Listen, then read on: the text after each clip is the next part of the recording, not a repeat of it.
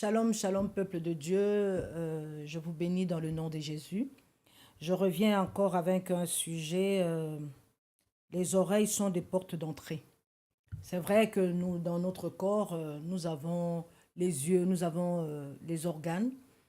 Il y a l'ouïe, les oreilles, il y a les yeux, euh, il y a le nez, le sens euh, olfactique, dans la langue, nous avons l'odeur, nous avons la bouche qui mâche, qui comprend, nous avons les oreilles pour entendre.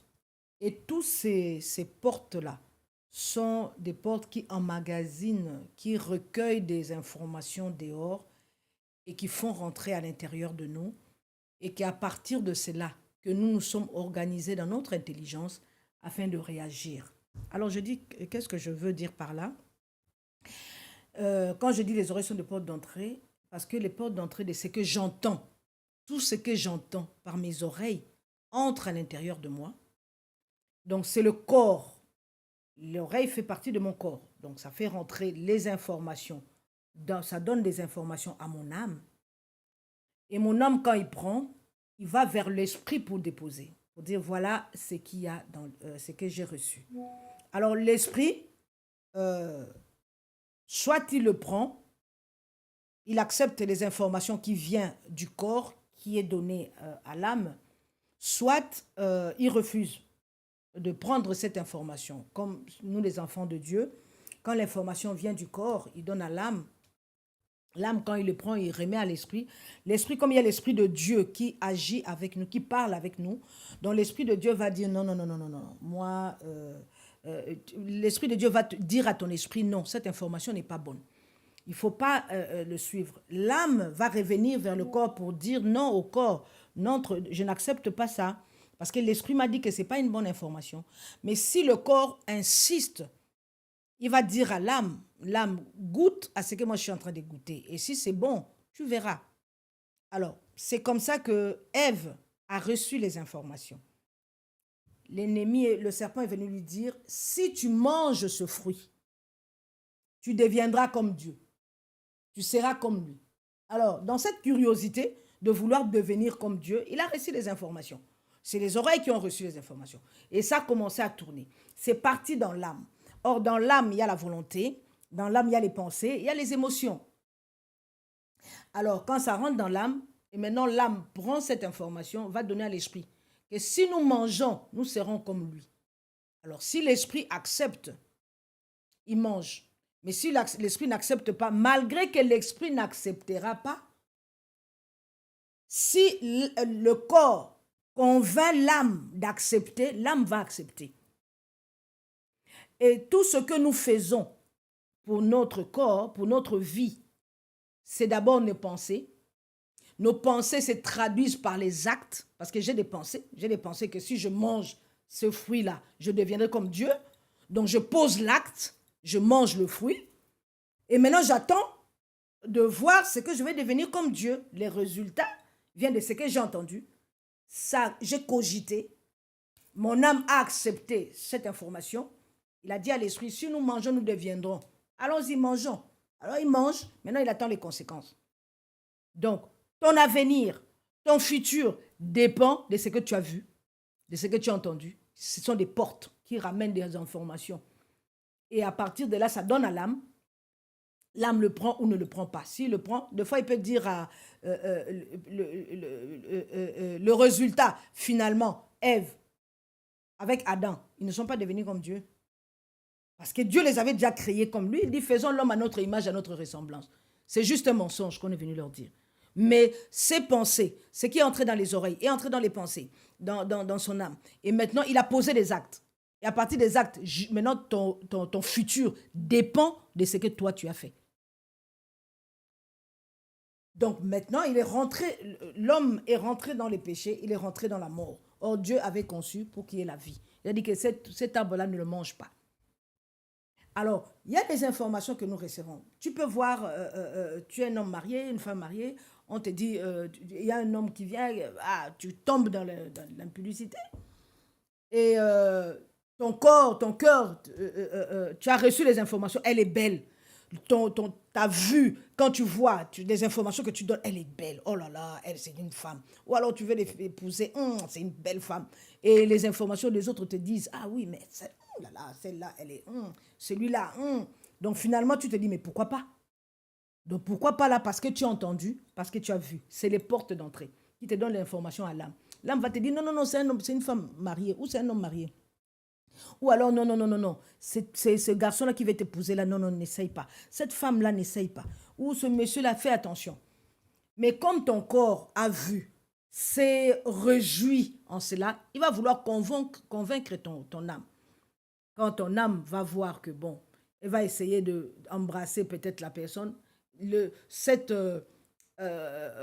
amour-là, ces sentiments-là, va faire que non, c'est bon. Quand il va revenir chez l'esprit va dire non, non, non, non, non, non, on ne fait pas ça. Dieu interdit cela. C'est vrai que Dieu interdit. Mais quand il va revenir chez le corps va lui dire, toi-même, tu n'as pas vu que c'était bon. L'âme va dire, oui, c'est vrai, c'est bon. Allons seulement. Mais pourtant, Dieu a interdit. Et c'est que Dieu avait interdit à Ève. Il y a quelque chose que Dieu a mis de grand, de fort en nous. C'est la volonté. Donc, c'est la volonté, quand elle veut faire quelque chose, elle le fait. Quand bien même Dieu dit non, si la volonté veut faire, elle le fera. Alors que ta volonté, que tes pensées, que tes émotions soient conduites par le Saint-Esprit, soient conduites par la parole de Dieu. Si tu es rempli de la parole de Dieu, tu verras aussi que les choses se passeront autrement. Alléluia. Alors, je parle des oreilles qui sont, les portes d'entrée, parce que dans les oreilles, on entend beaucoup de choses. Et dans les yeux, on en voit beaucoup de choses. C'est vrai que j'avais parlé des yeux comme porte d'entrée. Peut-être je reviendrai en parler, parce que je n'ai déjà parlé ailleurs, donc je vais vouloir en parler encore. Ce que je vois, ce que j'entends, entre en moi. Et quand ça rentre en moi, ça commence à travailler. C'est pour ça le son, les paroles, quand ça rentre dans mes oreilles, ça reste à l'intérieur de moi. C'est pour ça que quelqu'un peut t'insulter, vous vous disputez avec quelqu'un, ou alors quelqu'un t'a dit une mauvaise phrase. Tu l'as entendu, mais tu vas aller dormir, tu vas aller faire quelque chose, mais tu entends cette parole-là qui revient encore à toi. Ah, il fallait que je lui dise ceci, je devais répondre ça. Ah, vraiment, mais comment j'ai pu le laisser? Comment il a pu me dire ça? Pourquoi il me prend pour qui? Ça commence à te travailler, C'est juste une parole qui est passée. Mais le son là, c'est rentré à l'intérieur de toi. Et ça commence à travailler à l'intérieur de toi. Ça touche tes émotions, ça touche tes pensées, et ça touche ta volonté. Et la volonté va faire quoi? Je veux me venger. Et tu peux poser des actes qui sont mauvais. Alors, c'est pour cela que Dieu demande qu'on puisse lire la parole de Dieu. Dans Josué 1, il dit, lisez cette parole jour et nuit. C'est alors que tu auras du succès, c'est alors que tu réussiras. Pourquoi? Parce que c'est que tu entends. Quand je mets la parole de Dieu tout le temps dans la maison, j'entends. Ça rentre en moi, malgré ce que je ne peux pas. C'est que même si je ne fais pas attention, le fait de rentrer à l'intérieur de moi, à l'intérieur de mes oreilles, ça me change. Ça change, ça peut changer mes habitudes, ça peut changer mon caractère. Parce que quand j'entends des choses, ça reste, j'entends. Consciemment, je suis conscient de ce que je suis en train d'écouter, ce que je suis en train d'entendre. J'entends aujourd'hui, j'entends demain, ça se répète. Plus c'est en train de se répéter, après, on a une conscience. Et dans cette conscience, il y a la subconscience. La subconscience, c'est ce qui reste en bas. Donc, quand c'est répété, ça va loger dans sa subconscience. Et quand ça loge dans la subconscience, ça devient une seconde nature pour toi. Ça devient une habitude. Et une habitude crée un caractère. Et un caractère crée ta destinée. Parce que c'est ton futur. C'est ce que tu es en train de faire. Donc, quel futur tu veux? C'est par rapport à ce que tu entends. C'est par rapport à ce que tu vois. C'est pour ça qu'il faut faire attention aux enfants. Ce que les enfants voient, ce que les enfants entendent, ne vous en faites pas. Plus tard, vous allez voir les gestes se répéter. Pourquoi? Parce que ce sont des choses qu'ils ont vues. Ce sont des choses qu'ils ont entendues pendant longtemps. Et c'est resté en eux. Et finalement, c'est parti rester quelque part, loger quelque part. Et ça va monter pour agir, pour poser des actes. Faites attention à ce que les enfants voient dans la télévision, dans les réseaux sociaux, parce que c'est en train de former les enfants. Il y a certaines femmes qui sont en train de laisser, comment on appelle ça, leur mariage à cause des réseaux sociaux. C'est qu'on leur dit, à force d'écouter, quand l'homme va te dire seulement, ah, aussi on m'attaque ici, c'est 5, 6, tu commences à parler. Pourquoi? Ah oui, oui, celle-là, elle a eu cette expérience. L'autre là a eu cette expérience. L'autre là a eu cette expérience. Donc, ça, il ne faut pas que ça se répète chez moi. Hein. Mais ton mari, il n'est pas comme les autres. Pourquoi tu veux le comparer aux autres? Ta femme n'est pas comme les autres. Pourquoi à force d'écouter, tu changes. À force de regarder dans les réseaux sociaux, comment on met cette perruque-ci, la perruque là, on fait comme ça, moi aussi je vais commencer à mettre. Je change ma façon de voir, je change ma façon de faire, je commence à changer. Les cils là, comment on le fait? On dessine comme ça. Chaque fois, je regarde, je commence à dessiner, je change. Aujourd'hui, c'est le make-up. On a pris le make-up où? Dans les réseaux sociaux. On va dans les salons. Et quand tu vois les gens, des fois, tu vois les visages des gens comme des poupées. Vraiment, beaucoup de filles sont devenues des poupées. Mais quand vous allez le lendemain matin, quand ils se réveillent, c'est une autre personne, ce n'est plus une poupée. Hein. Pourquoi? Les réseaux sociaux nous enseignent. Les réseaux sociaux nous enseignent. Quand j'ai regardé beaucoup de documentaires par rapport aux gens qui ont fait les Facebook, les TikTok, les YouTube, tout ça. Leurs enfants, ils ont mis leurs enfants dans des écoles où on parle, où ils ne voient pas les réseaux sociaux. Ils ont mis leurs enfants à part parce qu'ils savent ce qu'ils sont en train de communiquer. Tout ce qu'on est en train de communiquer dans les réseaux sociaux, on est en train de former des robots. Chaque personne qui a son programme dans les réseaux sociaux, il sait, chaque personne, elle sait là où elle veut en venir. Chaque personne a ses objectifs.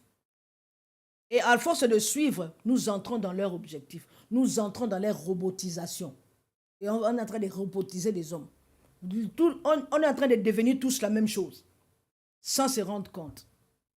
Mais faisons attention. Pourquoi? Parce qu'il y a quelqu'un derrière qui tire les ficelles. Nous allons lire dans Éphésiens 2. Nous lisons Éphésiens 2. Vous qui étiez, je commence au verset 1. Vous qui étiez morts par vos offenses, dans lesquelles vous marchiez autrefois selon les convoitises de ce monde. Donc autrefois, nous marchons selon les convoitises de ce monde. Selon tout ce que les réseaux sociaux font, c'est que tout ce que les YouTube font, tout ce que les films nous montrent. Selon le prince de la puissance de l'air, il y a un prince de puissance de l'air. Il dit, selon l'esprit qui agit maintenant dans les fils de la rébellion. Celui qui amène la rébellion vient de la puissance de l'air. Et la puissance de l'air, c'est la puissance des sons, c'est la puissance des images, c'est la puissance des ondes. Quand il est parti, ils ont lutté en haut là-bas. La parole de Dieu dit malheur, Apocalypse, malheur à la terre parce qu'il est descendu avec sa colère. C'est vrai, il y a des esprits qui sont descendus aussi sur la terre. Mais il y a des esprits qui sont restés dans le ciel, le deuxième ciel. Et ce sont ceux-là, la puissance de l'air. C'est eux qui sont dans la puissance de l'air. Et la puissance de l'air, c'est la puissance des ondes. Moi, je sais que j'ai appris quand autrefois, d'un village à l'autre en Afrique, il n'y avait pas Internet, il n'y avait pas le téléphone, pour annoncer qu'il y a un problème ici ou bien il y a un événement ici, ils faisaient dans les tam-tams. Ça allait loin, ça allait dans les tam-tams. Cette onde-là, allez. De l'autre côté, on entendait qu'il y a un événement là-bas, il faut partir. Ou bien il y a un problème là-bas, il faut partir. Quand tu es dans une maison où il y a des échos, quand tu parles, maman, tu entends maman, c'est ta voix qui est en train de partir, maman. C'est les ondes. Et le ennemi, le diable, les esprits démoniaques travaillent beaucoup dans les ondes. C'est pour cela qu'ils travaillent beaucoup dans les réseaux sociaux. Et c'est pour cela, nous les enfants de Dieu, c'est vrai, il est préférable que nous aussi, nous entrions dans ces réseaux-là pour apporter la bonne nouvelle, pour apporter autre chose que ce qu'on nous donne dehors. Afin que ces choses-là rentrent dans nos oreilles, que nous puissions voir dans nos yeux et que notre vie soit changée. Parce que tout ce que le monde nous montre, ce n'est pas ça qu'il faut. Ça détruit les vies. Ça détruit des foyers, ça détruit les enfants. Ça détruit beaucoup. Et que seul Dieu, la parole de Dieu, puisse rétablir les choses. Que comme nous sommes, depuis l'enfance, on a vécu avec des parents. Peut-être, vous savez, un parent veut bien faire, mais nous pouvons mal faire aussi. À force de vouloir bien faire, je peux aussi mal faire. Je peux mal me comporter. Mais la seule chose qui vient vraiment nous rééduquer, c'est la parole de Dieu. C'est pour cela la parole de Dieu. C'est pour ça que Dieu dit dans Josué, il dit, lis cette parole jour et nuit. C'est alors que tu auras du succès. Parce que ça va te changer. Jésus disait, si tu demeures en moi et je demeure en toi. Donc si cette parole demeure en toi, et moi, parce que moi, Jésus est dans la parole. Au commencement était la parole était avec Dieu, la parole est Dieu lui-même. À force de lire cette parole et à force d'écouter cette parole, ça te change ta foi, ça change ta façon de parler, la façon de voir, la façon de communiquer. La parole de Dieu dit dans Romains 12, renouvelle ton intelligence. La parole de Dieu renouvelle l'intelligence. La parole de Dieu change ta façon de penser. La parole de Dieu t'emmène dans les grandeurs. Ça t'amène dans la façon dont Dieu pense. Quand nous voyons dans la parole de Dieu, rien n'est nouveau. Tout a été et ça va tourner. Donc beaucoup de situations que nous avons aujourd'hui, ça s'est passé avec les hommes de la Bible. Et nous avons beaucoup de solutions. Et dans la parole de Dieu, tout était parlé. Que ce soit le mauvais, que ce soit le mal. Dans le mauvais, regardez les conséquences. Dans la bonne conduite, regardez les conséquences. Dieu veut nous montrer toutes choses. Et je vais m'arrêter là. Dieu dit, il dit aux enfants d'Israël, il dit, il y a le mal et il y a le bon. Il y a le mal et il y a le bien. Il dit, choisissez le bien. Pourquoi? Parce qu'il vous donne le choix. La volonté, Dieu ne peut pas aller au-delà. Là où il se limite, la volonté, c'est l'homme toi-même. C'est à toi de décider. Aujourd'hui, décide encore que ta vie change, que ta vie se transforme. Il n'est pas trop tard. Rien n'est tard avec Dieu. S'il a agi avec Abraham, à quel âge? Avec Sarah, à quel âge? Dieu est capable de changer encore des vies. S'il vous plaît, rentrons dans la profondeur de Dieu. Rentrons dans la parole de Dieu. Et nous verrons des grandes choses. Que Dieu vous bénisse.